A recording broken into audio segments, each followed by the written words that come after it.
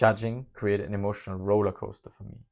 By judging others, I actually harmed myself. Now, the first time I heard that, I was like, that's total nonsense. Well, over the last years, I realized there's a lot of wisdom to these words, and they helped me a lot in my life. Today, I will talk about how and when I judge, how I use that to my advantage, and how I establish long-term happiness, and how I can dissolve fights before they even happen. Welcome to Within Podcast. I'm your host Philip, today sadly without my co-host Sarah. Over the last couple of years, we have set ourselves a goal to learn everything there is about personal development and practical spirituality. And the things we learned that helped us the most is what we're going to share on this podcast. Now, these are a lot of topics, so I will just jump straight into how and when to judge. And at first, I thought this is going to be quite complicated, but the way I learned it was through a story, and the story made it for me quite easy. Now, the story is about an old Chinese farmer. He's very poor, he has just one son, and he has just one horse. One day, his only horse ran away, and all his neighbors gathered around and wanted to share their pity for him. Oh, what a bad luck that your only horse ran away. But the farmer stayed calm and just replied, maybe. Maybe it's something good, maybe it's something bad. I don't know what will happen. The next day, his horse eventually came back, but not alone. His horse brought with him a whole herd of wild horses. Now, from one day to another, the poor old farmer became the richest man in the village. And again, all his neighbors gathered around and said, wow, what great luck! How fortunate are you that you have so many horses now? And again, the farmer stayed calm and said, well, maybe. I don't know what will happen. The next day, his only son tried to tame one of these wild horses, but the wild horse was so strong that the boy fell off the horse and broke his arm. And again, the neighbors came and said, oh, what bad luck. Your only son cannot help you to work for months to come. But the farmer still replied, well, maybe. I don't know what will happen. I don't know if it's something good or something bad. Just maybe. After 1 week, in the country where the small village lived, a war broke out, and the king needed soldiers. So he recruited a lot of young men. And he had to recruit every single young man the village had to offer, except the son of the old farmer. I think at this point, the point of the story is quite clear. To not judge the moment, because we don't know what the moment will bring to us. If something that seems good at the beginning can change to something bad, or actually the other way around. But we like to judge the moment, and we like to judge a lot. When something good happens, we are happy, and when something bad happens, well, we are sad or get angry. But this just creates such an emotional roller coaster for us. And I remember this was so exhausting. One moment I jumped sky high just to fall down even further when something bad happens to me. And this was so tiring. This drained me of so much energy. And how am I supposed to give every day the best I've got when I'm in this emotional roller coaster? So this emotional imbalance, well, was just exhausting and drained me. So what to do? The way I learned it, I had to first learn that the moment itself is never something good or something bad. The moment itself just exists. The moment itself just, well, is what it is. Just by giving meaning to the moment, I create something good or something bad for myself. And if I give meaning to something, well, that's something I can decide. That's something I can control. So when I decide for something good, I also decide for the emotions come alongside my decisions. So by deciding if a moment is good or bad, I also decide how I'm going to feel. And then I ask myself, well, what did the farmer do? The farmer did actually never judge. He never judged the moment. He always stayed, well, calm and neutral and just said, well, maybe. But I don't think that's the solution. Like, for example, think about like moral standards. When it's about, is stealing something good or something bad? Well, the farmer would probably say, well, maybe, right? But here I think we have to judge.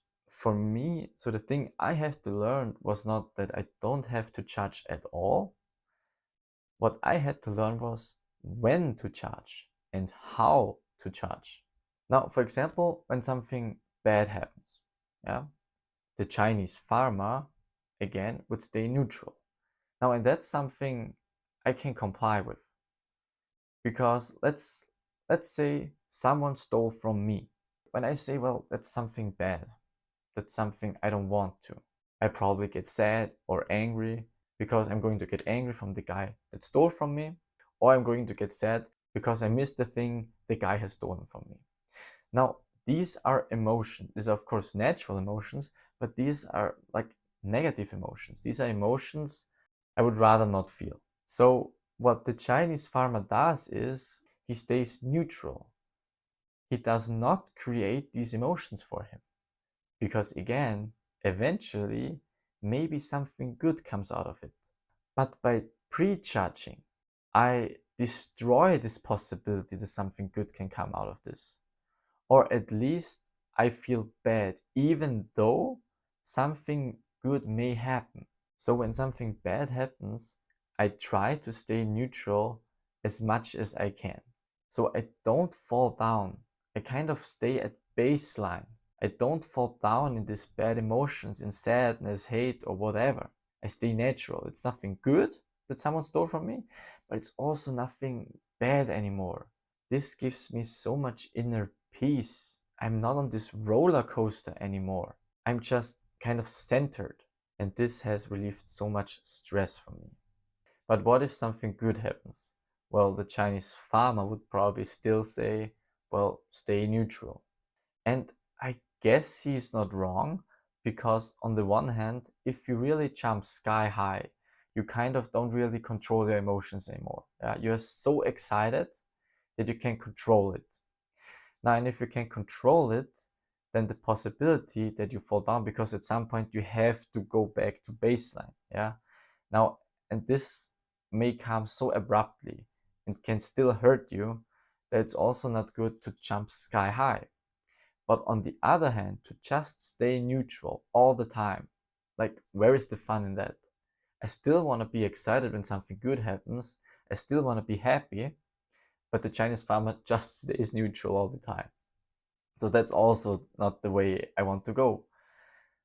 So the way I found for myself is, well, when something good happens, I jump. I still jump and I'm still happy, but I don't jump sky high anymore. And I kind of imagine it as, these heart monitors where the line just jumps up and down. For me, the best way to deal with my emotions is if my line will jump up, but will not jump down under the baseline. When something good happens, I still want to feel this happiness. I still want to feel excited. But when something bad happens, I try to stay neutral. When you talk about it, it's always easier than in practical, because emotions are quite strong. But for me, when I have this guidance in my mind, it just makes it easier to deal with my everyday life and the emotions I have on daily basis. And that's something that just gives me so much inner peace. Because on the one hand, I feel happiness, I feel all these good and positive emotions. But on the other hand, I try to diminish all these bad emotions by trying to stay neutral. This concept of not judging the moment is not something that just is going to be applied for situations, and also, but especially applied for other persons.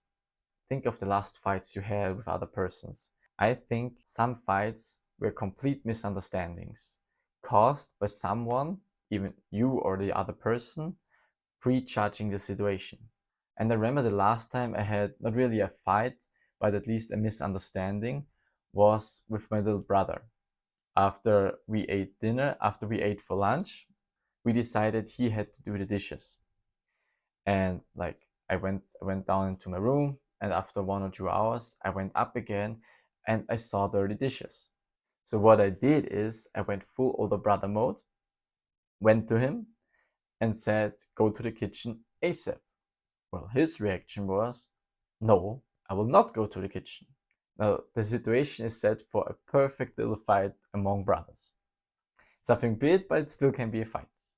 So, what to do? I can get angry now because I know, well, he lied, there are dirty dishes.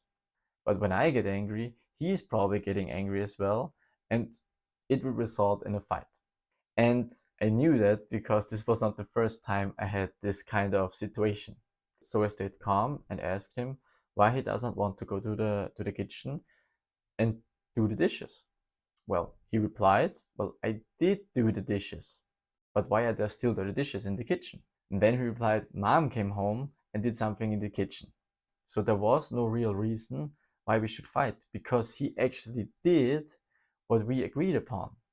What I did not know was that my mom came back in this time and left some dirty dishes. So by prejudging him, this could have caused quite a fight with my brother for no reason at all. Now, this is a small example, yeah, and it was easily dissolved. But when I think about my past and my past fights, I think there are so many fights I could have dissolved before they even happened just by asking, just by staying calm and trying to understand the other person before I judge him, before I say you did something wrong, you did something bad, or you lied to me. So, in the end, I learned judging too fast will just result in a disbalance and a disharmony for myself and for others.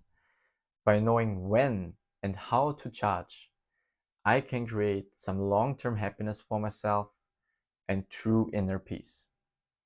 I hope I could give you some value in this episode. If so, it would help us a lot if you could leave us a like, a comment, or subscribe to us. Thank you.